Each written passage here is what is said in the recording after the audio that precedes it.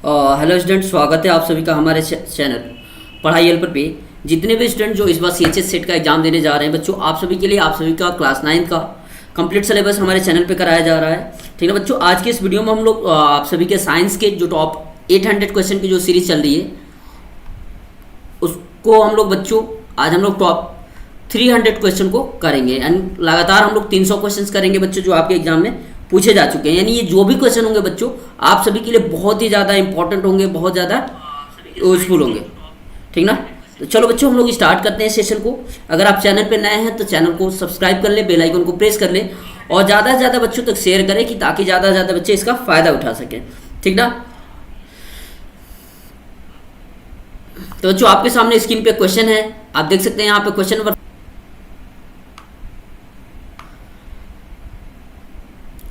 ये जो भी क्वेश्चन आपके सामने दिख रहे हैं, देख रहे हैं क्या, ये जो भी क्वेश्चन है ये कहीं ना कहीं प्रीवियस एग्जाम में आपके क्या है बच्चों पूछे जा चुके हैं। जैसे अगर आप लोग देखो ये क्वेश्चन नंबर 18 जो दिख रहा है, 19 दिख रहा है। ठीक ना, ये जनरली हम लोग इन क्वेश्चन को 1-2 करके चलेंगे, लेकिन ये जो भी क्वेश्चन बच्चों आपको दिख रहे हैं ये कहीं ना कहीं आपके सारे प्रीवियस ईयर एग्जाम में पूछे जा चुके हैं। तो आप देख सकते हैं कि ये सेशन कितना ज़्यादा इंपॉर्टेंट होने वाला है आप सभी के लिए। ठीक ना, तो चलिए हम लोग क्वेश्चन को स्टार्ट करते हैं। सबसे पहले हम लोग बच्चों क्वेश्चन नंबर फर्स्ट को करेंगे। ठीक, इसमें इन्होंने हमसे क्या बोला है बच्चों, देखो ध्यान से।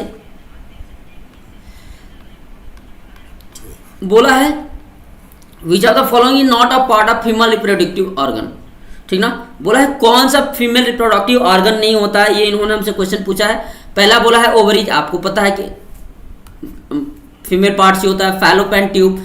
ठीक ना, स्पर्म डक्ट, यूटेरस और स्पर्म डक्ट। बच्चों स्पर्म तो किससे निकलता है, मेल से निकलता है। और जब मेल में स्पर्म होता है तो जो मेल को पास करने के लिए जो डक्ट होगी, नली होगी, किस में पाया जाएगा, मेल में। तो राइट आंसर क्या हो जाएगा बच्चों, ऑप्शन नंबर डी। क्या हो जाएगा, ऑप्शन नंबर डी। ठीक, आगे बढ़ते हैं हम लोग। बोला है अ फीमेल हैज, एक फीमेल के पास बोला है कितने क्रोमोजोम्स होते हैं, कौन सा क्रोमोजोम्स होता है। जनरली इनका कहना यह है अ फीमेल हैज, एक मिनट,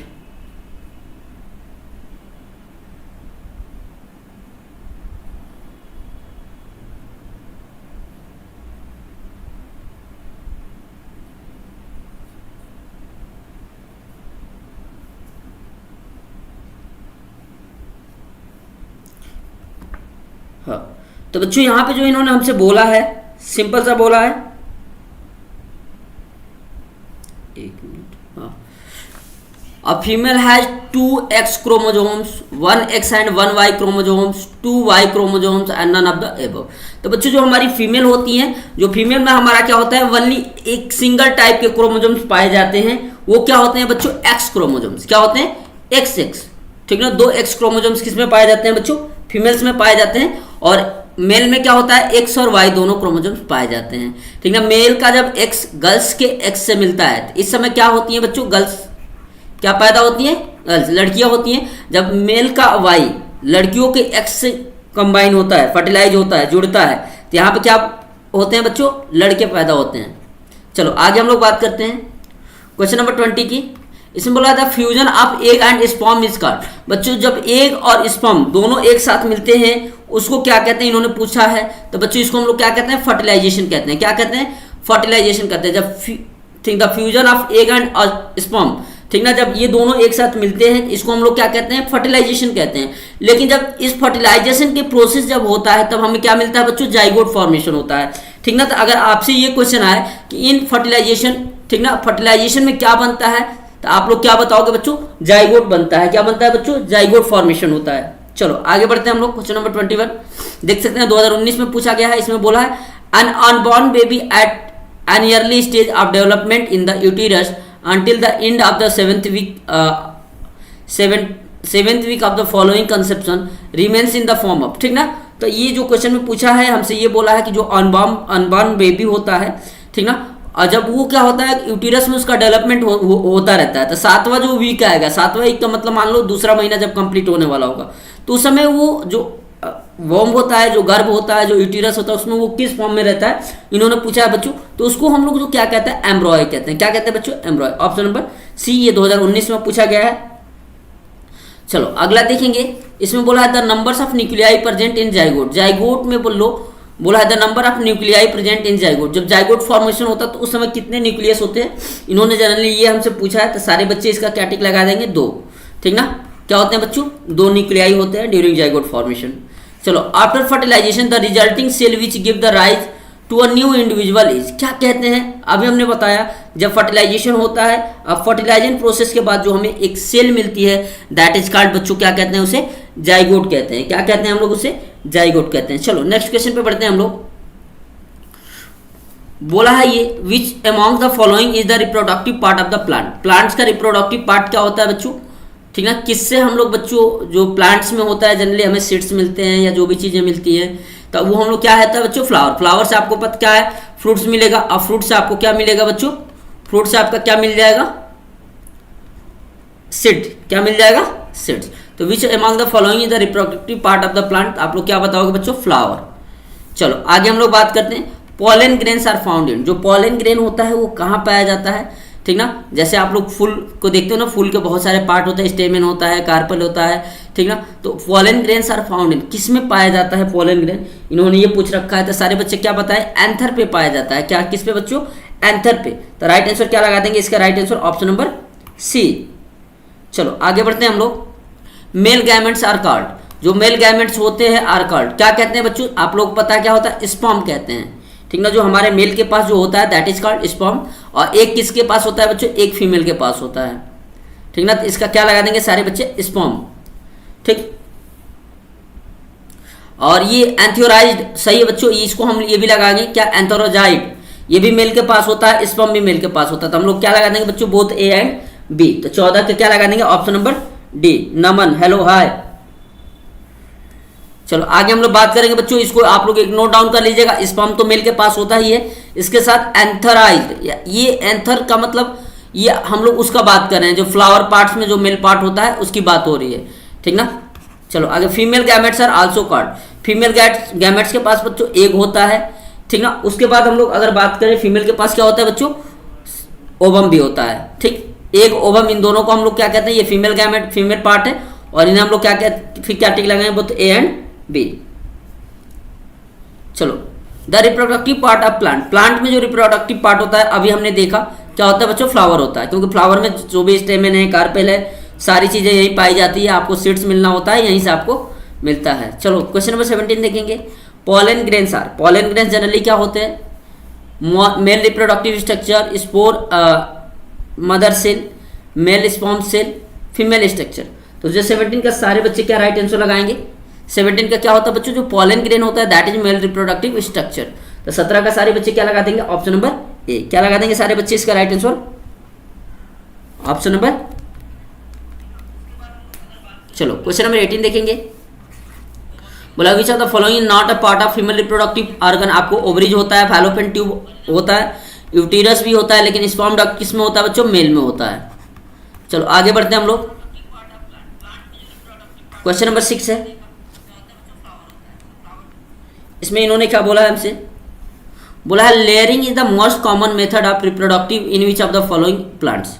बोला layering is the most common method of reproduction in which, बोला है कि by the process of layering, आप लोग जानते हो ना, हम लोग स्टेम भी लगा सकते हैं, बहुत सारे प्लांट्स का लिप से भी हमें नया पौधा निकाल सकते हैं, ठीक ना, उनकी रूट्स को भी यूज करके निकाल सकते हैं, ऐसे बच्चों लेयरिंग होता है। तो bye the process of layering हम लोग किस प्लांट्स से नया पौधा उगा सकते हैं, इन्होंने ये पूछ रखा है। तो सारे बच्चे क्वेश्चन नंबर 6 का क्या लगाएंगे, देंगे राइट आंसर बच्चों, जैस्मिन, जो चमेली होता है उसकी डंडी को हम लोग क्या करते हैं बच्चों, काट के जमीन में अगर डाल दे, जैसे कलम लगाना भी हम लोग कहते हैं, तो वहीं पे यहाँ पे बोला गया है, तो इसको क्या लगा देंगे बच्चों, जैस्मिन। चलो example of vegetable propagation, vegetable propagation का मतलब समझ सकते हो, प्लांट्स के किसी पार्ट को यूज करके नया पौधा बनाना, ठीक ना। जैसे हम लोग क्या करते हैं, रोज को हम लोग क्या करते हैं, रोज की डंडी काटते हैं, स्टेम काटते हैं, उसको मिट्टी में लगा लेते हैं, उससे हमें क्या मिल जाता है, नया रोज का पौधा उग जाता है। तो बहुत सारे ऐसी चीजें होती हैं जो हम लोग क्या करते हैं, प्लांट्स के डिफरेंट पार्ट्स को यूज करके नया पौधा हम लोग उगाते हैं बच्चों, तो उससे हम लोग क्या कहते हैं, वेजिटेटिव प्रोपोगेशन कहते हैं, ठीक ना। तो इसमें बोला है कि हम लोग वेजिटेटिव प्रोपोगेशन के माध्यम से किस किस प्लांट्स को उगा सकते हैं, राइजोबियम बिल्कुल सही है, ट्यूबर भी सही है, ऑफसेट भी सही है। तो सारे बच्चे क्या लगा देंगे, ऑप्शन नंबर डी, क्या चूज करेंगे, इसका right answer option number D. चलो आगे बढ़ते हैं हम लोग, बोला है the reproduction in bryophyllum take place, जो ब्रायोफाइलम में होता है बच्चों, आप लोग जानते हो इसकी एक पत्तियां होती है, पत्तियों के ऊपर आपको ये बर्ड्स दिखते हैं, और ये जो छोटे छोटे बर्ड्स होते हैं ये जब टूट के गिरते हैं तो इससे क्या बन जाते हैं, नया पौधा बनता है। तो ये ब्रायोफाइलम में होता है, तो इसको हम लोग जनरली नाम क्या देते हैं बच्चों, बर्ड्स। तो इसका हम लोग क्या लगाएंगे, बर्ड्स ऑन लिप्स। तो क्या लगा देंगे, 8वीं का ऑप्शन नंबर ए। चलो क्वेश्चन नंबर 9 देखेंगे, ये आपका पूछा गया है, 2010 में पूछा हुआ सवाल है। बोला the vegetative reproduction in rose take place by, हम लोग क्या करते हैं बच्चों, रोज की क्या करते हैं, कट कर देते हैं, स्टेम कट करते हैं, फिर उसको हम लोग क्या करते हैं, लगा देते हैं। इससे क्या मिलता है हमें, नया रोज का क्या मिल जाता है बच्चों, पौधा मिल जाता है। तो हम लोग क्या करते हैं, उसकी स्टेम की क्या करते हैं बच्चों, कटिंग करते हैं। सारे बच्चे क्या चूज करेंगे, इसका राइट आंसर ऑप्शन नंबर ए। देखो 2010 में पूछा गया भी सवाल है। क्वेश्चन नंबर 10 है, इसमें बोला हाइड्रा रिप्रोड्यूस बाय, जो हाइड्रा है वो कैसे रिप्रोड्यूस करता है, ये भी बहुत ज्यादा इंपॉर्टेंट क्वेश्चन है बच्चों। जैसे आपका ब्रायोफाइलम कर रहा था, ऊपर हमारा क्या था, ये reproduction in Bryophyllum, yes birds. तो आप लोग उसी से याद रखिएगा, नंबर 8वीं का है। चलो आप लोग 10 का बच्चों वही याद रखिएगा कि जैसे हमारा ब्रायोफाइलम रिप्रोडक्शन करता है, ठीक ना, वैसे हमारा किस में होता है बच्चों, हाइड्रा में होता है। क्या होता है, हाइड्रा में। आप देखोगे हाइड्रा का फोटो खोल के देखोगे नेट पे, आपका कुछ ऐसा दिखता है, ठीक ना।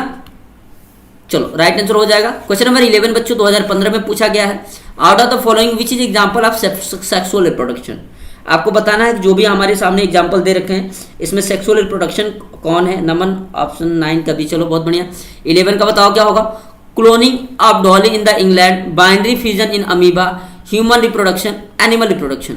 बोला out of the following which is example of sexual reproduction, ठीक ना बच्चों। अब सेक्सुअल रिप्रोडक्शन आपको पता है, इसमें तो हमको लग रहा है कि ऑप्शन थोड़ा out of the following which is an example of sexual. बच्चों ह्यूमन रिप्रोडक्शन भी तो सेक्सुअल ही होता है, animal reproduction that is also sexual reproduction, ठीक ना। तो 11 के सारे बच्चे क्या है, बाइनरी फ्यूजन इन अमीबा। बच्चों तो ये हमारा जनरली क्या है, इन्हों सेक्सुअल ना करके अच्छा ए बोला गया है, एसेक्सुअल दिया है, ठीक है, क्योंकि ये भी आपका सेक्सुअल है, ये भी आपका सेक्सुअल है। क्लोनिंग जो की गई थी डॉली की इन इंग्लैंड में, वो भी क्या था बच्चों, सेक्सुअल ही था। तो यहाँ पे एसेक्सुअल का मतलब जिसमें एक ही पेरेंट्स, ठीक ना, काफी हो अपने यंग वंस को रिप्रोड्यूस करने के लिए, उन्हें हम लोग क्या कहते हैं बच्चों, एसेक्सुअल रिप्रोडक्शन कहते हैं।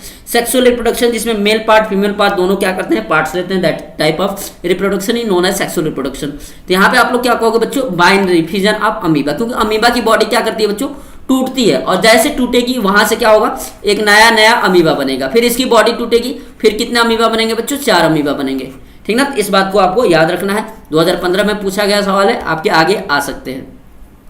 चलो बोला है रिप्रोडक्शन क्या होता है, ठीक है, biological process of producing young one, सही है। नॉन बायोलॉजिकल प्रोसेस तो है नहीं, बायोलॉजिकल प्रोसेस प्रोड्यूसिंग मैच्योर, ये गलत है। सारे बच्चे क्या चूज करेंगे, option number A. Kaushalendra sorry sir but my mobile battery network is out of over so I am not able to live.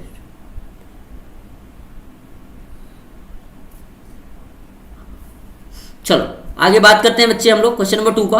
Asexual reproduction is common in, जो asexual reproduction होता है वो किस में कॉमन होता है, इन्होंने पूछा है। बोला है single celled organism.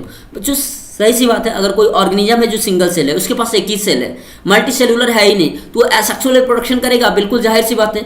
Plants with relatively simple organisation, ये भी सही है। एक कोई ऐसा प्लांट्स है जो क्या है, जिसका सिंपल क्या है, simple organisation in simple structure है, that is also animals with relatively simple organisation. तो दूसरे का जो राइट आंसर सारे बच्चे क्या लगा देंगे, ऑप्शन नंबर डी। बहुत सारे एनिमल्स भी होते हैं जो एसेक्सुअल रिप्रोडक्शन ही करते हैं, बहुत सारे ऐसे प्लांट्स हैं जो एसेक्सुअल रिप्रोडक्शन करते हैं। अभी एनिमल्स का मतलब लिविंग बीइंग का मतलब बच्चों माइक्रो ऑर्गेनिज्म में जाना पड़ेगा, जिनका स्ट्रक्चर क्या हो, सिंपल स्ट्रक्चर हो। चलो आगे हम लोग बात करेंगे क्वेश्चन नंबर 3 की। Which type of reproduction among the following involves in the single parent. Sexual reproduction में तो 2 पेरेंट चाहिए, गलत हो गया। एसेक्सुअल रिप्रोडक्शन सारे बच्चे क्या लगा देंगे, right answer option number B. क्या लगा देंगे सारे बच्चे, ऑप्शन नंबर बी। चलो आगे हम लोग बढ़ेंगे।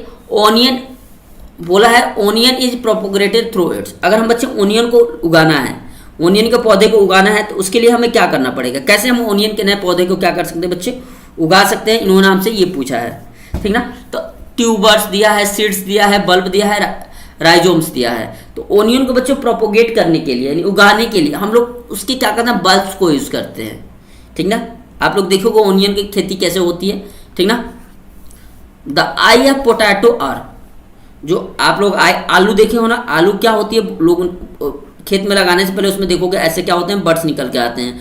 हम लोग वहां से कट करते हैं, ये बर्ड्स वाला अलग लगा देते हैं, ये बर्ड्स वाला अलग लगा देते हैं, ये बर्ड्स वाला अलग लगा देते हैं। तो पांचवे के सारे बच्चे क्या चूज करेंगे, the eye of potato are, ये जनरली क्या है, आप लोग इसको समझ सकते हो कि ये लिप्स है या स्टेम पार्ट है, स्टेम पार्ट ग्रो हो रहा है, तो ये जनरली क्या है, वेजिटेटिव स्ट्रक्चर ऑफ पोटैटो।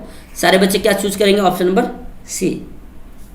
चलो अभी हमने ये लेयरिंग वाला देखा, लेयरिंग किस में हो सकता है, जैस्मिन में हो सकता है, ठीक ना।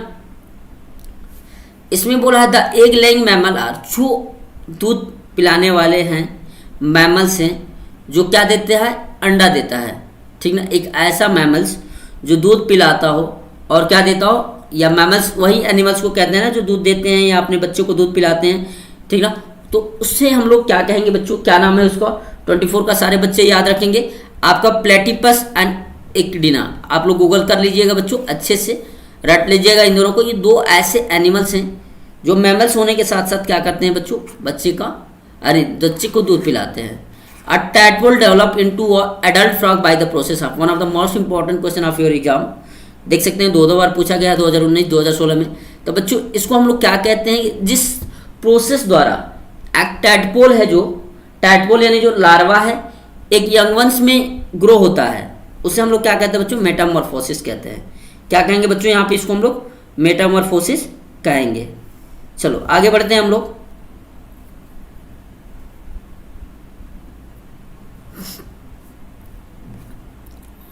Test tube babies grow in, जो टेस्ट ट्यूब बेबी होती है वो कहाँ ग्रो होती है, तो बहुत ज़्यादा इंपॉर्टेंट क्वेश्चन है, आपके एग्जाम में बच्चों पूछ सकता है। तो टेस्ट ट्यूब बेबी में भी बच्चों क्या होता है ना, कि जो आईवीएफ किया जाता है वो कहाँ पे किया जाता है, यूटीरस के अंदर ही किया जाता है, ठीक ना। बस क्या किया जाता है, लेडी के यूटीरस में स्पर्म को क्या कहता है, इंजेक्ट कर दिया जाता है, ठीक। तो सारे बच्चे क्या लगा देंगे, ऑप्शन नंबर ए, 2015 में पूछा गया सवाल है।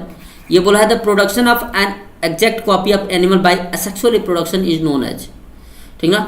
27 नंबर जो क्वेश्चन है बच्चों बहुत ज़्यादा इंपॉर्टेंट है, उसको हम लोग क्या कहते हैं बच्चों, क्लोनिंग कहते हैं। क्या कहते हैं, क्लोनिंग कहते हैं। सारे बच्चे क्या लगा देंगे, इसका right answer option number C, the production of an exact copy of animal by asexual reproduction is known as cloning, option number C, ठीक है बच्चों। तो यहाँ हमारे जो हो गए एक चैप्टर कंप्लीट हो गया, ठीक। अब हम लोग बढ़ते हैं नेक्स्ट चैप्टर की तरफ, ठीक। और यहाँ पे देख सकते हैं जो आपका पहला ही क्वेश्चन है, that is asked in your CHS exam in 2014, ठीक ना। इसमें बच्चों जो हमसे पूछा गया है, which are the following affect the ozone layer, ozone layer को कौन इफेक्ट करता है, इन्होंने हमसे ये क्वेश्चन पूछा है।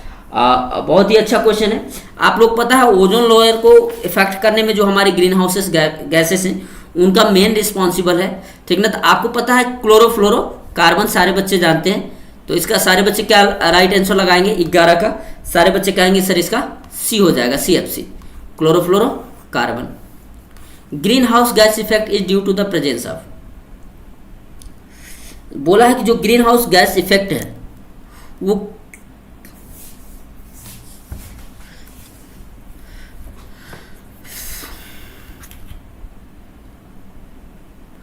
पहला ऑप्शन दिया है ozone layer in the atmosphere, infrared light reaching on the earth. तीसरा दिया है moisture layer in the atmosphere. चौथा दिया CO2 layer in the atmosphere. बोला है greenhouse effect is due to the presence of, जो ग्रीन हाउस इफेक्ट है ये जनरली क्यों होता है, ठीक ना। तो सारे बच्चे 12 का राइट आंसर क्या सुन,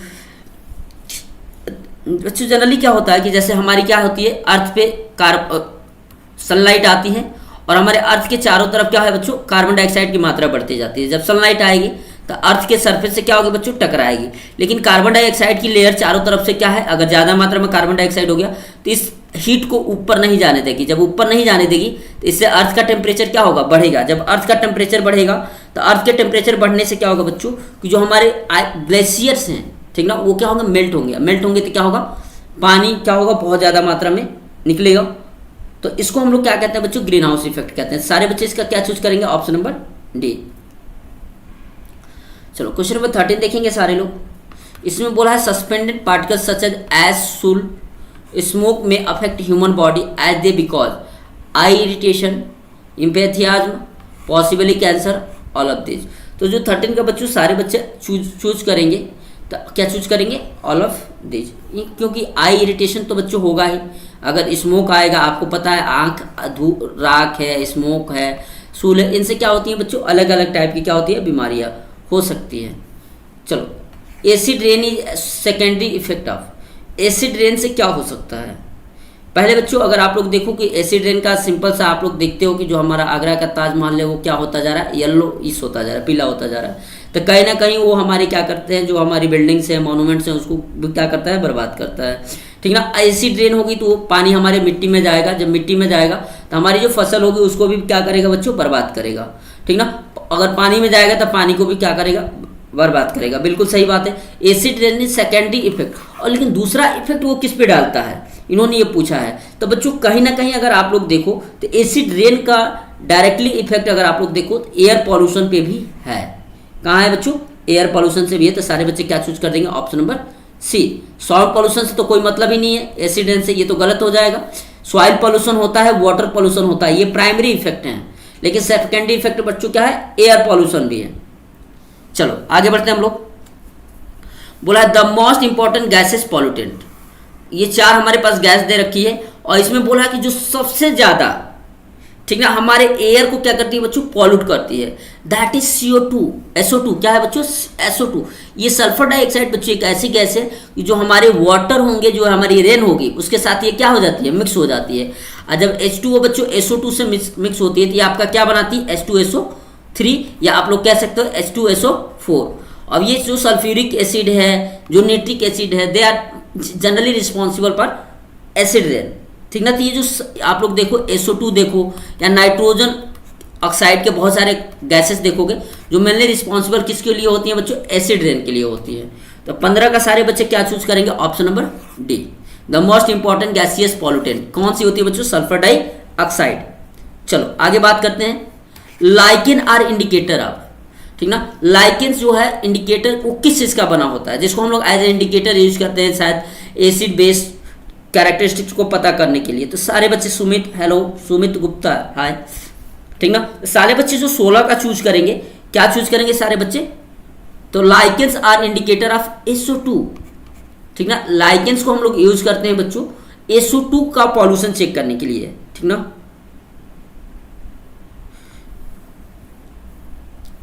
किसके लिए चेक करते हैं बच्चों, पॉल्यूशन चेक करने के लिए कि हमारे एटमॉस्फेयर में बच्चे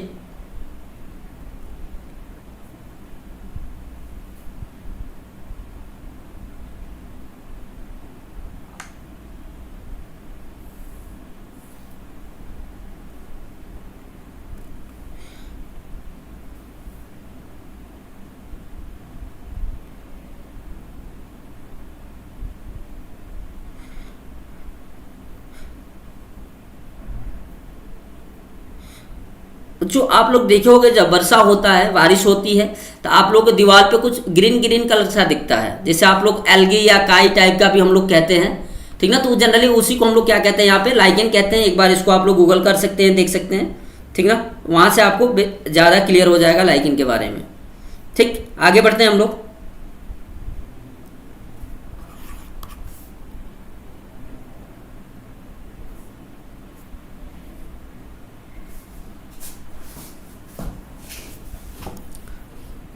चलो आगे हम लोग बात करते हैं। इसमें बोला a gradual increase in average temperature of earth atmosphere. धीरे धीरे जो हम बच्चों हमारा क्या है, अर्थ का टेम्परेचर क्या होता जा रहा है, बढ़ता जा रहा है। इसको हम लोग जनरली किस टर्म को कहते हैं, इस टर्म को हम लोग क्या कहते हैं, जो हमारा अर्थ का टेम्परेचर है दिन प्रतिदिन बढ़ता जा रहा है, वो जनरली क्या है बच्चों, ड्यू टू ग्लोबल वार्मिंग। वो किस चीज़ के इफेक्ट को दिखाता है कि यहाँ पे क्या होगा, ग्लोबल वार्मिंग जनरली क्या दिखाता है कि जो हमारा अर्थ का टेम्परेचर है वो धीरे धीरे क्या हो रहा है, इंक्रीज हो रहा है। और अर्थ का टेम्परेचर बच्चों एक समय इतना इंक्रीज हो जाएगा कि जो हमारे ग्लेशियर्स हैं वो दे मेल्ट हो जाएंगे। और जब मेल्ट होंगे तो अर्थ पे क्या होगा, वाटर का कंटेंट क्या हो जाएगा, बढ़ेगा। जब वाटर का लेवल बढ़ेगा तो क्या हो जाएगा, बाढ़ आएगी। तो इसी को हम लोग क्या कहते हैं बच्चों, ग्लोबल वार्मिंग कहते हैं। चलो आगे हम लोग ग्रीन हाउस गैसेज। जो ग्रीन हाउस गैसेस होती हैं वो कौन कौन सी इन्होंने पूछ रखी है। अब बहुत ही ज़्यादा आप लोग बच्चों यहाँ पे देखो मीथेन तो नहीं है यहाँ पे, ठीक ना। तो आप लोग सारे बच्चे क्या लगा देंगे यहाँ पे, 18 का ऑप्शन नंबर बी। ठीक ना। यहाँ पे हम लोग जनरली देख लेते हैं।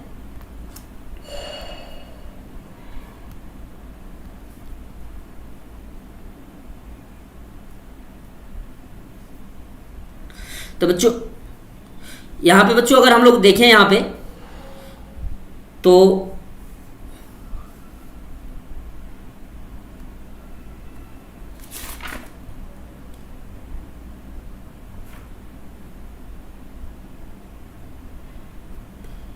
यहाँ पे बच्चों जो ये हमारा मीथेन होता है, they are also responsible for greenhouse effect. CO2 होता ही है। इसके बाद आप लोग N2O याद रखिएगा।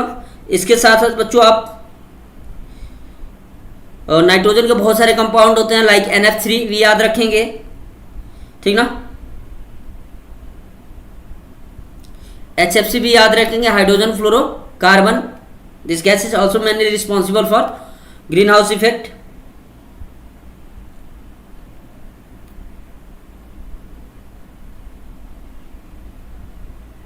बच्चों ये आप लोग याद रखिएगा, यहाँ पे इन्होंने मीथेन भी क्या होती है आपकी ग्रीन हाउस गैस होती है, ठीक ना। तो आप लोग जनरली 3 गैसेस आप लोग मीथेन याद रखना है, CO2 याद रखना है, और इसके साथ साथ हमें N2O भी क्या करना है, याद रखना है। ये 3 गैसेस आपको याद रखनी है, ठीक।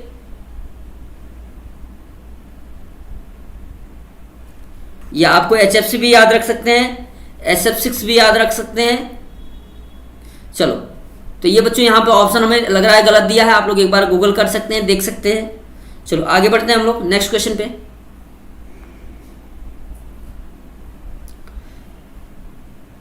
नाइनटीन नंबर क्वेश्चन में क्या बोला है, बोला है which one of the following pairs gases are major cause of greenhouse effect. यहाँ पे ये क्वेश्चन थोड़ा हट गया है, लेकिन हम लोग कोशिश करेंगे इसको समझने की, ठीक ना। 19 number question, which one of the following pairs of gases are major gases of greenhouse effect, ठीक ना। तो बच्चों यहाँ पे जो आपके पास CO2 CO दे रखा है, CFC एंड SO दे रखा है। ये SO नहीं है, SO2 है। और दो हमारे पास जो C और D जो ऑप्शन है हमारे पास वो है CO2 एंड NO, और चौथा बच्चों D वाला जो हमारे पास ऑप्शन है दैट इज आपके पास है CO2 एंड O2। क्या है, CO2 एंड O2। तो बच्चों O2 तो नहीं है, आप लोग यहां से इसको कैंसिल कर देंगे, ठीक ना।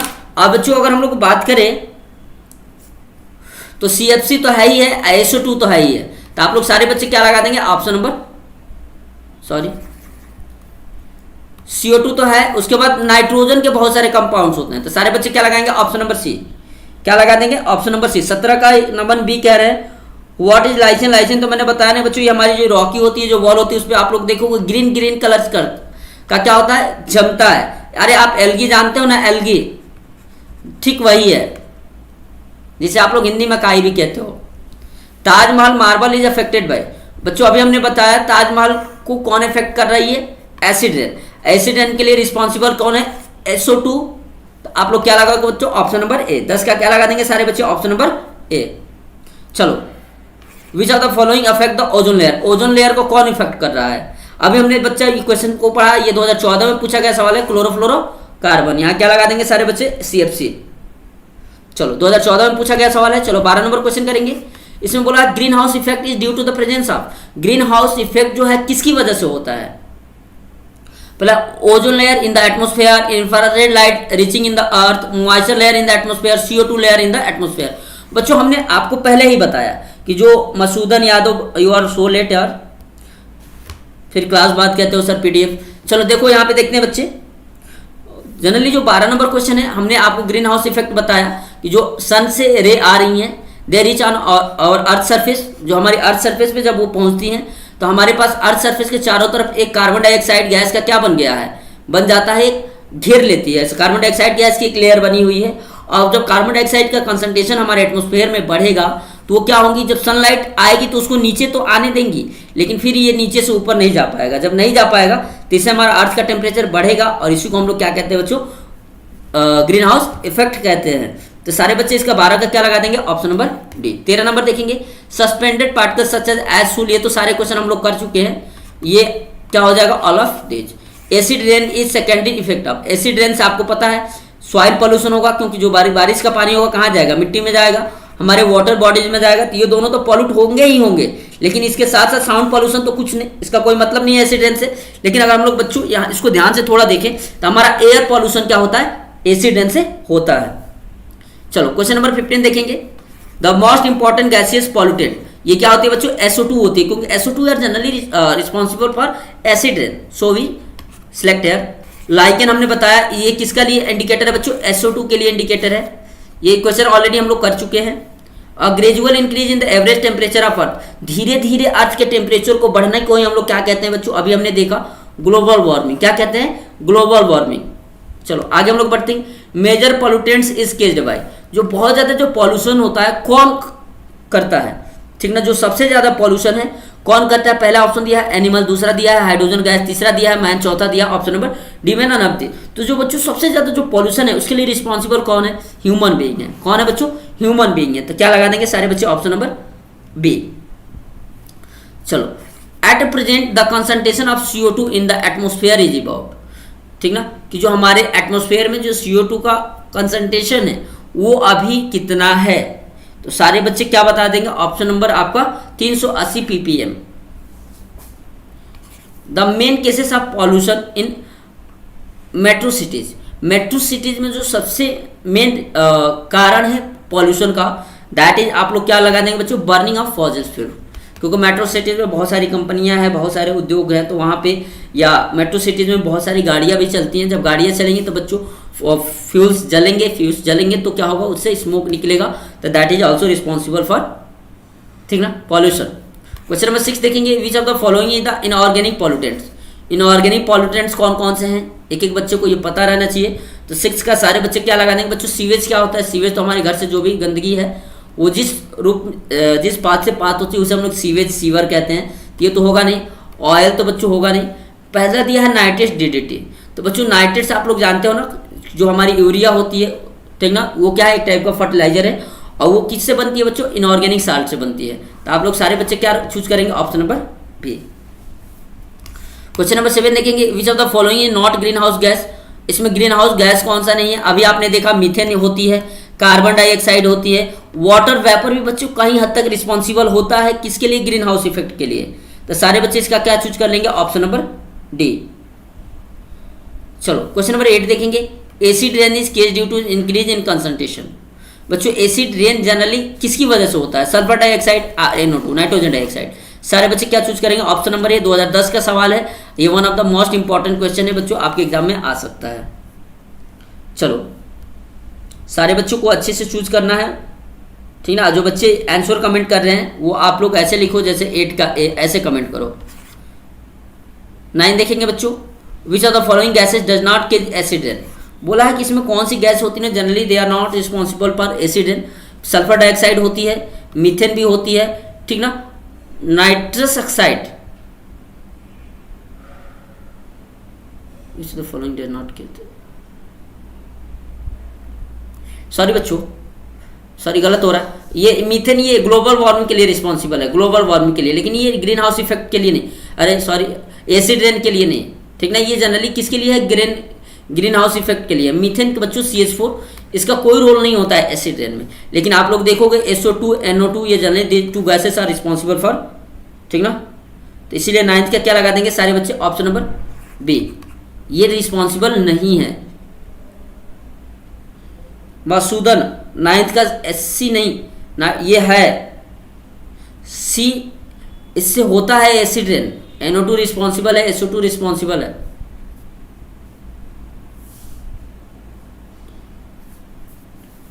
Air is a mixture of various gases, one of the gas is 21% part of the air and is essential for the survival. आप लोग पता है हमारे एयर में 21% क्या होती है बच्चों? ऑक्सीजन होती है। सारे बच्चे जानते हैं। इसमें बोला है the components of air which is harmful for living being, ठीक है। हमारे एटमोसफेयर में वो कौन सा कंपोनेंट्स हैं जो हमारे ह्यूमन बीइंग के लिए क्या है बच्चों? हार्मफुल है। तो पहला दिया नाइट्रोजन एंड कार्बन डाइऑक्साइड, दूसरा दिया डस्ट एंड वाटर वेपर, तीसरा दिया डस्ट एंड स्मोक, चौथा दिया smoke and water vapour.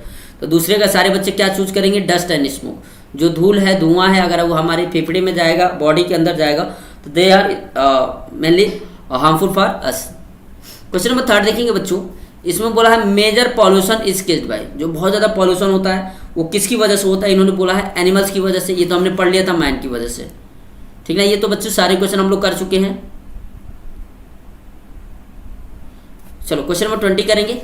Green house effect with respect to global climate refer to cooling and moist condition, global warming effect, increase rainfall, necessary deforestation. तो सारे बच्चे क्या लगा देंगे? Option number B, greenhouse effect with respect to global climate refer to global warming effect.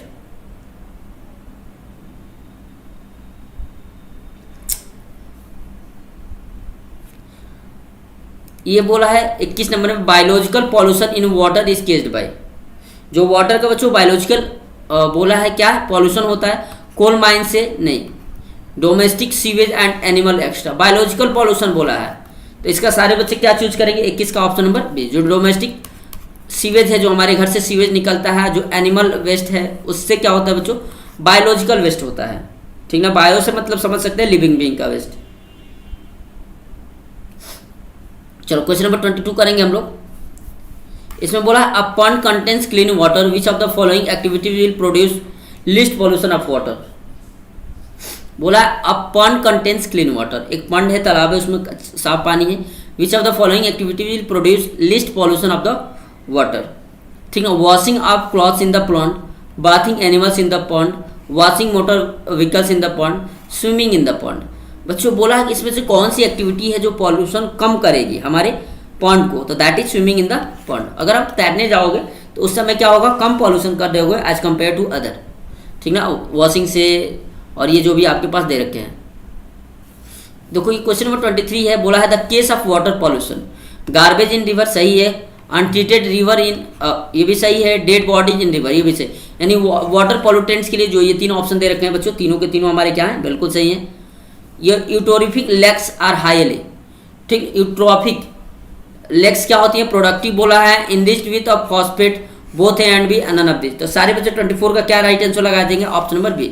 Phosphate सबसे ज़्यादा होता है, वो क्या होती है, प्रोडक्टिव होती हैं। चलो 25 देखेंगे और ये चैप्टर का हमारा लास्ट क्वेश्चन है सब।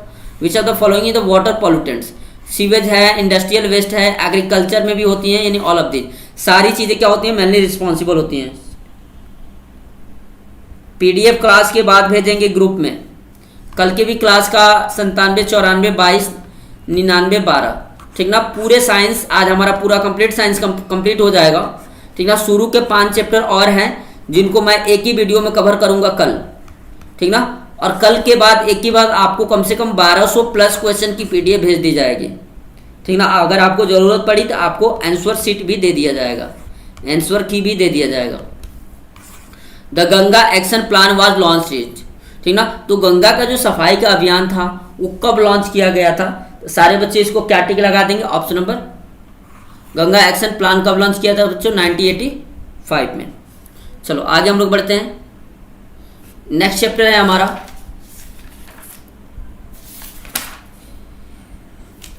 ये जो बच्चों हमारा चैप्टर है ये है conservation of plants. Conservation of plant chapter है और इससे भी आप लोग देखोगे कि बहुत सारे क्वेश्चन हमारे एग्जाम में पूछे जा चुके हैं, इसीलिए बच्चों चैप्टर आपको कराया जा रहा है। बोला which of the following does a forest prevent. बोला है कि इसमें कौन सी चीज़ें जो फॉरेस्ट क्या करता है, प्रिवेंट करता है, रोकता है। फ्लड्स बाढ़ को रोकता है, सॉइल इरोजन को रोकता है, water table from the going down इसको भी रोकता है। ठीक ना, क्योंकि वाटर टेबल क्या होगा बच्चों, अगर बारिश, आपको पता है प्लांट्स बारिश कराने में हेल्प करता है, तब बारिश होगी तभी तो वाटर टेबल मेंटेन रहेगा, ज़्यादा नीचे नहीं जाएगा। तो आप लोग क्या लगा दोगे, ऑप्शन नंबर डी।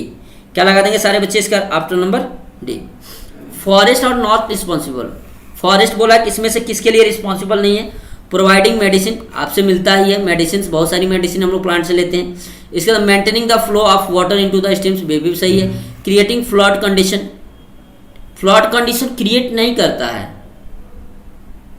ठीक है, वो क्या करता है, फ्लड्स आने से रोकता है। Absorbing rain water and maintaining water level. तो सारे बच्चे इसका क्या लगाएंगे, option number C is not correct. ठीक, चलो क्वेश्चन नंबर 3 देखेंगे। इसमें बोला which of the following product is not obtain from the forest. हमें हनी, गम, कैच, जिंजर। तो बच्चों हनी क्या होता है बच्चों, ये आपको पता है, बी मधुमक्खी से मिलता है ना, तो ये हमें प्लांट से नहीं मिलता, और सारी चीज़ें हमें कहाँ से मिलती है, प्लांट से मिलती हैं। क्वेश्चन नंबर 4 देखेंगे। इसमें बोला which of the following not the correct statement. बोला है कि इसमें करेक्ट स्टेटमेंट कौन सा नहीं है। पहला दिया forest tree are cut down to obtain timber, सही है, फॉरेस्ट को हम लोग कट कर रहे हैं लकड़ी प्राप्त करने के लिए, बिल्कुल सही है। Forest tree are cut down to obtain paper, ये पेपर के लिए भी कट किया जा रहा है। कट डाउन ऑब्टेन हनी, नहीं, ऑप्शन नंबर सी गलत है। हनी हम प्राप्त करने के लिए प्लांट्स को थोड़ी नहीं काटते हैं, ये क्या है बच्चों, गलत है।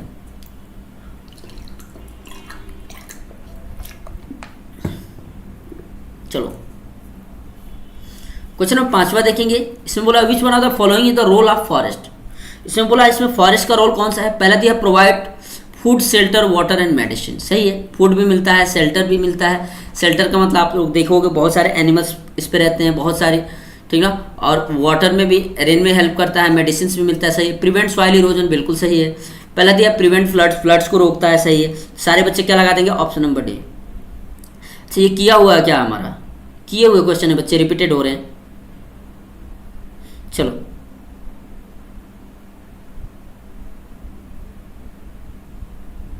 सातवां क्वेश्चन देखना हम लोग को।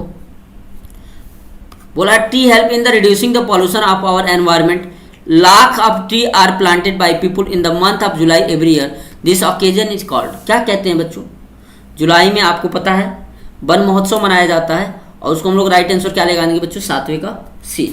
क्या लगा देंगे बच्चे, सारे बच्चे सातवें का सी। आठवां देखेंगे, which of the following is the indigenous tree of India. ठीक है, इंडिजिनियस ट्री कौन सा है भारत का, तो सारे बच्चे कौन सा लगा देंगे राइट आंसर, जो दिए गए इनमें, दैट इज पीपल ट्री। क्या है बच्चों, आठवें का क्या लगा देंगे सारे बच्चे, आठवें का सारे बच्चे क्या लगा देंगे, सी। चलो 9 नंबर देखेंगे। देखो ये बच्चों 2014 में पूछा गया सवाल था, endemic plants are those which are, endemic plants कौन से होते हैं, बहुत ज़्यादा इंपॉर्टेंट क्वेश्चन है बच्चों। ठीक ना, बोला है क्या है, cosmopolitan in the distribution, restricted to grow over a certain area. तो बच्चों ये ऐसे प्लांट्स होते हैं जिन्हें रेस्ट्रिक्ट किया गया है कि वो लोग क्या हो सकते हैं, उन्हें किसी पर्टिकुलर एरिया में नहीं उगाया जा सकता, तो ऐसे प्लांट्स को हम क्या कहते हैं, इंडेमिक प्लांट्स कहते हैं। तो सारे बच्चे क्या लगाएंगे, ऑप्शन नंबर बी। चलो ये देखो, ये दो क्वेश्चन जो है, ये दोनों क्वेश्चन 2018 में पूछे गए हैं। इसमें बोला the animal found in particular area term है। बच्चों आपको दो वर्ड सुने हैं, फ्लोरा और फन्ना। तो फ्लोरा जनरली क्या होता है, प्लांट से रिलेटेड है, जब कोई प्लांट किसी विशेष एरिया में उगाया जाता है दैट इज कॉल्ड फ्लोरा।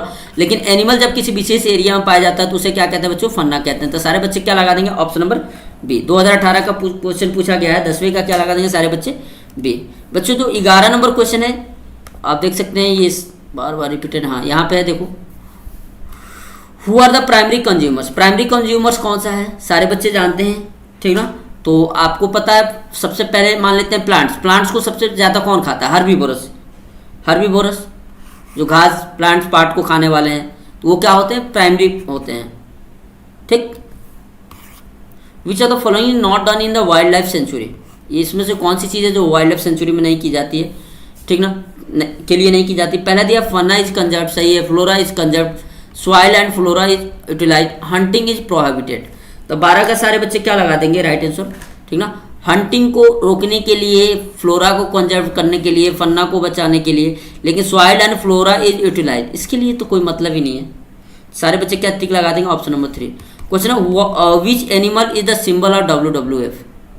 ठीक है, कौन सा जो एनिमल है WWF का सिंबल है, सारे बच्चे क्या समझेंगे, क्या लगाएंगे, गेंट पंडा, ऑप्शन नंबर सी। चलो साइबेरियन क्रेन्स आर रेगुलर वेजिटर्स, ठीक ना। जो साइबेरियन क्रेन्स होते हैं वो कहाँ जाते रहते हैं अक्सर देखा जाए तो, ठीक ना। तो 14 का सारे बच्चे क्या लगा देंगे, ये भरतपुर सेंचुरी राजस्थान, ठीक ना। ये साइबेरियन क्रेन जनरली कहाँ जाते हैं, भरतपुर राजस्थान। चलो where is the Jim Corbett wild life sanctuary located, 2017 में पूछा गया है। तो ये कहाँ पे है, ये तो सारे बच्चों को पता होगा, कहाँ पे है बच्चों, हमारा उत्तराखंड में है। कहाँ पे है, उत्तराखंड में। कहाँ पे बच्चों, उत्तराखंड में। वाइल्ड लाइफ जनरली क्या है,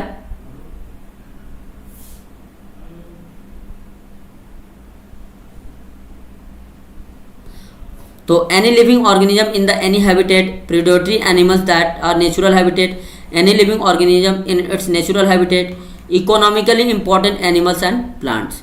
तो अगर हम लोग वाइल्ड लाइफ की बात करें तो वाइल्ड लाइफ किसके लिए बच्चों के, एनी लिविंग बीइंग, कोई भी living being in the natural habitat, कोई भी लिविंग बीइंग अगर कोई प्राकृतिक आवास में रहता है, नेचुरल हैबिटेट में रहता है, तो उसे हम लोग क्या कहते हैं बच्चों, वाइल्ड लाइफ कहते हैं।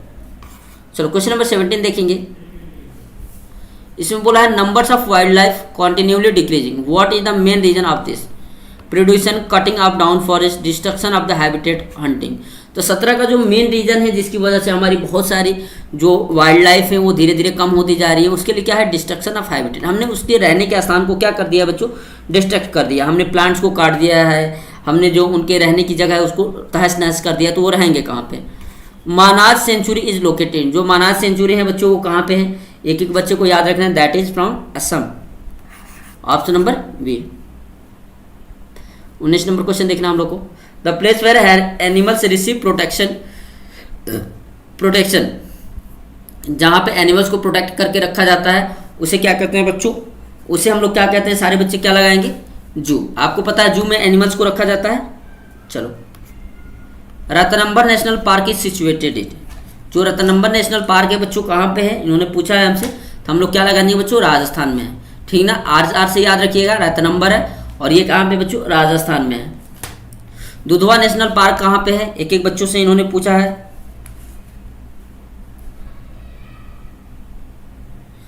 तो 21 का सारे बच्चे क्या लगा देंगे, option number, Dudhwa national park बच्चों कहाँ पे, उत्तर प्रदेश में है। ठीक ना, आप लोग देखे होगा लखीमपुर खीरी में पड़ता है ये। चलो आगे देखते हैं 22 number, where is the Asia largest tulip garden located. 14 number ये जो क्वेश्चन है बच्चों, 22 नंबर ये 2014 में पूछा गया है। ठीक है, तो आप लोग देख सकते हैं जो हमारी वन अभ्यारण्य है, नेशनल पार्क हैं, इनसे हमसे बहुत ही ज़्यादा क्वेश्चन पूछे जा रहे हैं। आप लोगों को इनको भी रट लेना है अच्छे से। तो 22 का सारे बच्चे क्या लगा देंगे कि जो हमारा टूलिप गार्डन कहाँ पे बच्चों, कश्मीर, इंडिया कश्मीर में है। चलो आगे हम लोग देखते हैं, राजाजी नेशनल पार्क कहाँ पे है, एक मिनट,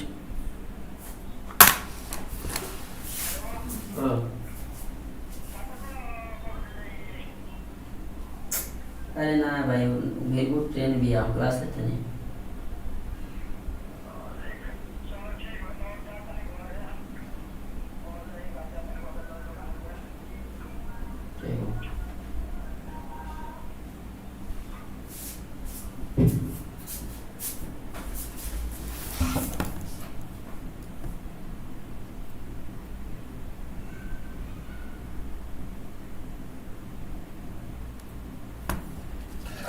तो इसमें बच्चों क्वेश्चन नंबर 23 में इन्होंने क्या पूछा है, राजाजी नेशनल पार्क कहाँ पे है।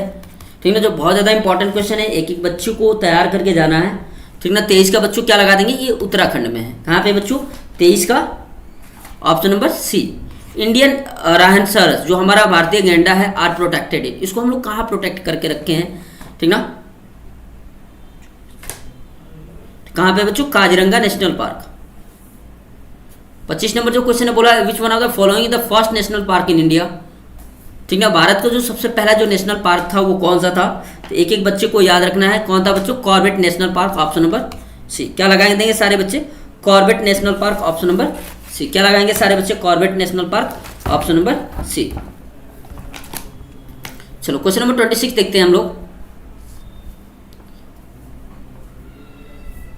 बोला, in your opinion which is the most effective way to conserve the plants diversity of area, by tissue culture method, by creating biosphere reserve, by creating botanical garden, by developing the seed bank.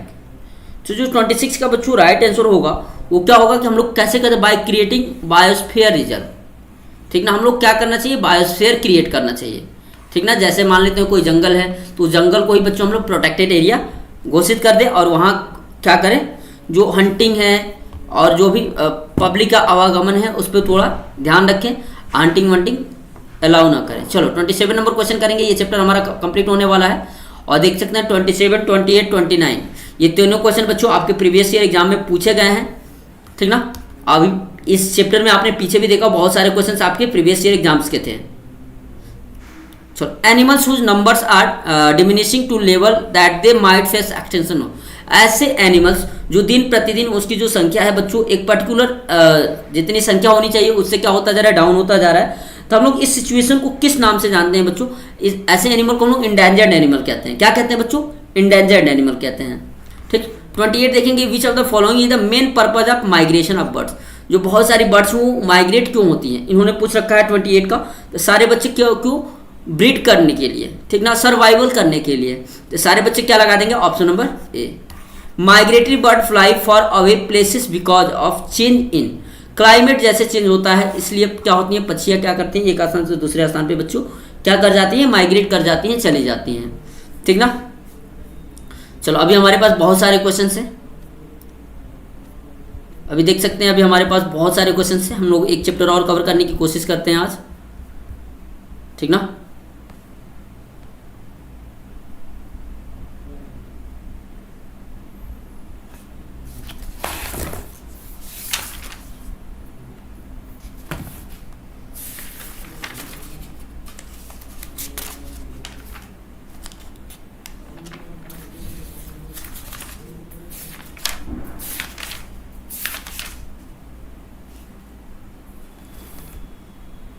बच्चों जो ये हमारा chapter है, ये हमारा chapter है living world cell, ठीक ना। ये क्या है हमारा chapter, living world cell, one of the most important chapter.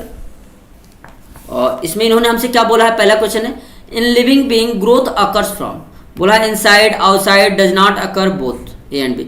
बच्चों आप लोग देखो होगा कोई भी लिविंग बीइंग है उसके बॉडी के अंदर में ऐसा थोड़ी नहीं है, उसके बॉडी के अंदर की भी चीज़ें बढ़ती हैं। जैसे हम मान लेते हैं हमारी बॉडी है, हमारी पहले हड्डियाँ छोटी छोटी थी, अब हड्डियाँ हमारी क्या हो रही हैं, बड़ी बड़ी हो रही हैं। अगर बाहर आप देखो, आपका हेयर हुआ, आपका नेल हुआ, या आप लोग बाहर आपका स्किन देख सकते हो, जो हम लोग बाहर से, तो दोनों पार्ट तो ग्रो होते हैं। तो सारे बच्चे क्या लगा देंगे, इनसाइड भी ग्रोथ होता है, आउटसाइड भी ग्रोथ होता है। तो सारे बच्चे क्या लगा देंगे, ऑप्शन नंबर डी। क्या लगा देंगे बच्चे, ऑप्शन नंबर डी। बोला है same type of cell performing same function are called. जब दो सेल एक साथ जुड़ती हैं तो उन्हें क्या कहते हैं बच्चों, टिश्यू कहते हैं। क्या कहते हैं, टिश्यू कहते हैं। जब दो सेल सेम टाइप की सेल एक साथ जुड़ेंगे तो सेम टाइप की फंक्शन परफॉर्म करेंगी। बोला who lakhs life in cycle, life lakhs और लाइफ साइकिल, किस में लाइफ साइकिल नहीं होती, इन्होंने बोला है नॉन लिविंग थिंग्स का तो कोई लाइफ साइकिल होता नहीं है। लिविंग बीइंग में लाइफ साइकिल होता है, पहले वो बर्थ लेंगे, बर्थ होगा, फिर वो थोड़ा सा चाइल्ड बेबी बनेंगे, फिर यंग होंगे, फिर एडल्ट होंगे। यानी उनका क्या होता है, जो भी आपका लिविंग थिंग्स है उनका एक लाइफ साइकिल होता है कि वो कैसे जन्म लेंगे, कैसे बड़े होंगे, कैसे बूढ़े होंगे, कैसे उनकी डेथ होगी। तो तीसरे का क्या लगा देंगे बच्चों, non living things. The process of producing offspring of their own kind is known as, अपने जैसे संतान की उत्पत्ति करना क्या कहलाता है बच्चों, रिप्रोडक्शन कहलाता है। क्या कहलाता है बच्चों, रिप्रोडक्शन कहलाता है। अगला दिया है living being respiration to produce. Living being क्यों रेस्पायरेशन करता है, आप लोग जानते हैं रेस्पायरेशन हम जनरली क्यों करते हैं, टू गेट एनर्जी। क्योंकि हम लोग जो फूड लेते हैं, फूड क्या होता है, जब हम ऑक्सीजन लेते हैं, रेस्पायरेशन करते हैं, तो फूड हमारा किससे मिक्स होता है, ऑक्सीजन से। और क्या होता है बच्चों, ये ब्रेकडाउन होता है ग्लूकोज में, ठीक ना। ये ब्रेकडाउन होता है, जो ये फूड है ये ग्लूकोज होता है, ग्लूकोज हमारा ब्रेकडाउन होता है, जिससे हमारी बॉडी को क्या मिलती है, एनर्जी मिलती है। तो ऑफ स्प्रिंग के लिए नहीं, energy by the breakdown of food. Option number क्या लगा देंगे सारे बच्चे, ऑप्शन नंबर बी। चलो आगे बढ़ते हैं। बोला है through which process living being throw out waste from the body, किस प्रोसेस द्वारा कोई भी लिविंग बीइंग है अपने बॉडी से वेस्ट मटेरियल को निकालता है, that is known as excretion. क्या कहते हैं बच्चों, एक्सक्रीशन कहते हैं। चलो 7वां नंबर क्वेश्चन हम लोग करना है। बोला है the characteristics features living being thing, organisation level सही है, एक्सक्रीशन करता है, रेस्पायरेशन करता है। तो सारे बच्चे क्या लगाएंगे, all of this, option number D. Question number 8 देखेंगे, among the following who show response to a stimulus। Stimulus का मतलब क्या होता है कि जैसे अगर मान लेते हैं कोई लिविंग बीइंग है, उसके आगे हम लोग आए, जैसे हम लोग अगर अपने आँख के सामने ऐसे मारेंगे तो हमारी आँख क्या होती है बच्चों, अपने आप झपक जाती है, बंद हो जाती है। ऐसे बहुत सारी चीज़ें हैं जो क्या होती है, बदलते हुए एनवायरनमेंट के साथ अचानक चेंज होने के बाद तुरंत अपनी अभिक्रिया प्रतिक्रिया दिखाती है, तो उन्हें हम लोग क्या कहते हैं बच्चों, स्टिमुलस कहते हैं। तो आप लोग पता है अर्थवर्म भी स्टिमुलस दिखाएगा, मैन भी दिखाएगा। ये नाइफ तो आपका क्या है, नॉन लिविंग है, तो ये तो होगा नहीं। चलो बहुत बढ़िया, आगे हम लोग बढ़ते हैं बच्चों 9 नंबर क्वेश्चन पे। बोला है which of the following is object show the moment, कौन सा मोमेंट करेगा। रॉक तो नॉन लिविंग है, पेन भी नॉन लिविंग है, नाइफ भी नॉन लिविंग है, तो मोमेंट कौन करेगा, अमीबा करेगा। Who discover the first cell, बच्चों ये one of the most important question, देख सकते हैं 2 बार पूछा गया है, 2017 में, 2012 में। इस क्वेश्चन को बच्चों आपको रट जाना है। सेल की खोज किसने की थी, सारे बच्चे जानते हैं किसने की थी बच्चों, रॉबर्ट हुक ने की थी। क्या की थी, कौन किया था, सेल की खोज सबसे पहले रॉबर्ट हुक ने किया था। The smallest unit of life, हमारी लाइफ की जो सबसे छोटी यूनिट है उसे क्या कहते हैं बच्चों, सेल कहते हैं। क्या कहते हैं, सेल कहते हैं। जब सेल प्लस सेल मिलती है तो ये क्या बनता है बच्चों, टिश्यू बनता है। क्या बनता है प्यारे बच्चों, टिश्यू बनता है। जब टिश्यू प्लस टिश्यू मिलेगा, क्या मिलेगा, टिश्यू प्लस जब टिश्यू मिलेगा तो ये क्या बनेंगे बच्चों, ऑर्गन बनेंगे। क्या बनेंगे, ऑर्गन बनेंगे। जब ऑर्गन प्लस ऑर्गन मिलेंगे, जब क्या मिलेंगे, ऑर्गन प्लस ऑर्गन, तो इससे हमारा क्या बनता है, ऑर्गन सिस्टम बनता है। क्या बनता है, ऑर्गन सिस्टम। तो इस बात को भी सारे बच्चों को क्या रखना है, बिल्कुल याद रखना है, ठीक है बच्चों। चलो आगे बढ़ते हैं हम लोग। देख सकते हैं क्वेश्चन 2018-2019 में पूछे गए हैं, तो आप लोग समझ सकते हैं ये चैप्टर इंपॉर्टेंट है। बोला which of the following cells have the irregular shape, कौन सी सेल होती है जिसका शेप इरेगुलर होता है। बच्चों आप लोग आरबीसी का समझ लीजिएगा, इसका कुछ ना कुछ शेप फिक्स्ड होता है। आरबीसी रेड ब्लड सेल का शेप क्या होता है बच्चों, फिक्स्ड होता है। मैंने कई टाइप की होती है लेकिन फिक्स होता है जो भी होता है। लेकिन व्हाइट ब्लड सेल की बात करें, अमीबा की बात करें, इनका शेप फिक्स नहीं होता है। तो सारे बच्चे क्या लगा देंगे, option number C. The longest cell in the human body, जो ह्यूमन बॉडी में, हमारी बॉडी में जो सबसे लंबी सेल होती है that is known as nerve cell. कौन होती है बच्चों, नर्व सेल होती है। द लार्जेस्ट नोन सेल, जो लार्जेस्ट नोन सेल है जो अभी हम लोग जाते हैं, दैट इज ऑस्ट्रिच एग। कौन होती है बच्चों? Ostrich egg. The smallest cell आप लोग जानते हैं क्या होती है? पीपीएलओ। कौन होती है बच्चों? PPLO. The largest unicellular plant, जो यूनिसेलुलर प्लांट है जो लार्जेस्ट है वो कौन सा है बच्चों? ये हमारा क्वेश्चन नंबर कितना है? 16। तो 16 का सारे बच्चे आप लोग क्या लगा देंगे? एक्स्टिबोलिया, ऑप्शन नंबर ए। आप लोग याद कर लीजिएगा, आ सकता है question. The smallest human cell, हमारी बॉडी में जो सबसे ज्यादा स्मॉलेस्ट, जो सबसे छोटी सेल होती है, दैट इज आरबीसी। क्या होगी बच्चों? आरबीसी यानी रेड ब्लड सेल। चलो आगे बढ़ते हैं। Cell wall is the characteristic features of, cell wall किस में होता है? जनरली प्लांट सेल में होता है, ठीक ना। ये सेल वॉल किस में होती है? प्लांट सेल में होती है। आप लोग जानते हो कोई भी सेल है इसका एक कोई स्ट्रक्चर होता है, इसके आप सबसे बाहर की जो लेयर होती है ना, ठीक है, ये तो मान लेते हैं सेल मेम्ब्रेन है, जो सेल मेम्ब्रेन सब में पाई जाती है, एनिमल सेल, प्लांट सेल में। लेकिन बच्चों जो सेल वॉल है ना वो जनरली किस में पाई जाएगी? केवल प्लांट सेल में पाई जाएगी। The outer thick addition layer of surroundings to the plasma membrane is plant. आप लोग अभी देखिए प्लाज्मा मेम्ब्रेन या सेल मेम्ब्रेन के जो बाहर जो थिक लेयर होती है, that is known as the, क्या कहते हैं बच्चों? Cell membrane. क्या कहेंगे? Cell membrane. क्या कहेंगे? Cell membrane. सेल मेम्ब्रेन की जो बाहर होगी दैट इज कॉल्ड प्लाज्मा, क्या कहते हैं उसको? Cell wall. ये हमने कर लिया स्मॉलेस्ट सेल, ये सारे क्वेश्चन कर लिए हम लोग। कहाँ आ चुके थे बच्चों? द सेल वॉल प्रोटेक्शन, हाँ ये हो गया था। 20 नंबर करना है। The cell wall protect the cell against, जो हमारी सेल वॉल किससे प्रोटेक्ट करती है? सेल को टेम्परेचर से भी बचाएगी, विंड से भी बचाएगी, मॉइस्चर से भी बचाएगी। तो सारे बच्चे क्या लगा देंगे इसका? Option number D. Only present in the plant cell, अभी हमने देखा क्या प्रेजेंट होती है बच्चों? Cell wall. 2016 में पूछा गया क्वेश्चन है। Cell wall is absent in, cell wall किस में एब्सेंट होती है? एनिमल सेल में होती है। द सेल मेम्ब्रेन अलाउ, जो सेल मेम्ब्रेन होता है बच्चों सब कुछ अलाउ नहीं करता है। जो फ्लूइड जेली लाइक मटेरियल होगा, जिसको क्या होगा, जो इसकी सेल मेम्ब्रेन को क्रॉस करके जाएगा वही अंदर पहुंच पाता है। ऐसा नहीं है कि कोई भी चीजें जा रही हैं, फ्लूइड मटेरियल होना चाहिए। फ्लूइड मटेरियल ही क्या करता है? सेल मेम्ब्रेन एक्सेप्ट करता है, अपनी बॉडी के अंदर जाने देता है। ऑल सब्सटेंस नहीं जाएगा, only water to move, option number B. Only certain substance, sorry B नहीं, वाटर नहीं, ओनली सर्टेन सब्सटेंस, क्योंकि मिनरल्स मिनरल्स जो होंगे वो भी सारी चीजें क्या होती है बच्चों? बॉडी में जाती है। तो सारे बच्चे क्या चूज करेंगे? Option number C. चलो 24 करेंगे। The membrane that help to separate cell from each other, ठीक ना। वैसी मेम्ब्रेन जो क्या करती है? एक सेल को दूसरे सेल से सेपरेट करती है। आप लोग पता है सेल के बाहर का जो आवरण होता है that is known as cell membrane. क्या लगाएंगे? Cell membrane. The jelly like substance between cell membrane and the nucleus, ठीक ना बच्चों। जैसे ये हमारा है सेल मेम्ब्रेन, ये है न्यूक्लियस, इसके अंदर जो भी चीजें होती हैं that is known as the plasma membrane. क्या कहते हैं बच्चों? प्लाज्मा मेम्ब्रेन कहते हैं। Who discover the nucleus, nucleus को सबसे पहले कौन डिस्कवर किया था? One of the most important question which is asked in your exam several time, that is Robert Brown. कौन कहते हैं बच्चों? Robert brown. रॉबर्ट हुक ने किसको खोज की थी? सेल की। इसने किसकी की थी? न्यूक्लियस की। चलो आगे बढ़ते हैं हम लोग। द न्यूक्लियस कंटेंट, न्यूक्लियस में बच्चों क्या होता है? न्यूक्लियोप्लाज्म होता है, बिल्कुल सही है। न्यूक्लियोलस भी होता है, क्रोमेटिन भी होता है। सारे बच्चे क्या लगा देंगे? Option number D. 27 का क्या लगाएंगे बच्चे हम लोग? यहाँ पे ऑप्शन नंबर डी।